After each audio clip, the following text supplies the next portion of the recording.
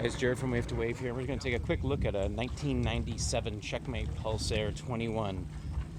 This boat in particular is a 1997 with a 98 200 2.5 EFI Merc. It runs perfectly. It's a well-maintained original boat. Just a 5.5-inch jack plate, which came stock from Checkmate back in the day. And as you can see, it's pretty clean. I'll show you the inside where the transom was redone and cleaned up and put a metal plate backing as well to reinforce it. It's much improved over stock. But in general, the boat's in really good condition.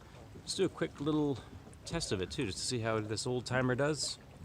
I guess it's over 20 years old now. It's had over 20 seasons on it, and it's actually run incredibly well. There's really no always debate about getting a new engine for it, but this old 200 2.5 is just bulletproof. The oil injection system still works, and there's just no reason to replace it yet.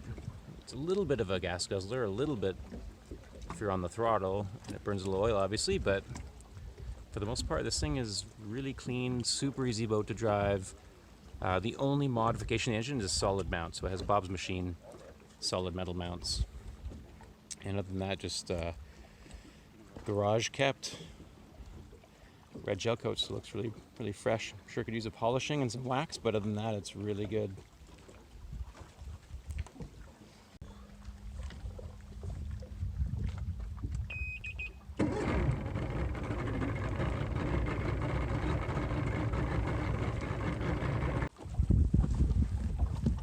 Let's take a quick peek underneath in here. I don't know if the actual camera will pick this up or not, but the transom was redone, all re-glassed, new wood, and put a metal plate in there. Redid some of the rigging, and it's better than new now. It's actually stronger and looks actually much better too. So yeah, the fit and finish sometimes in the transom well area of these Checkmates isn't the best. It's not the worst, it's not the best. And again, the boat's so old. This is a 97. It has over 20 years on it, so not shocking that the transom would go after that long time. So anyways, it's better now, and yeah, it's good. Let's hit the water here. I suppose it's just the stock gauge layout on it with the looks like probably Faria gauges or Quicksilver gauges from the factory.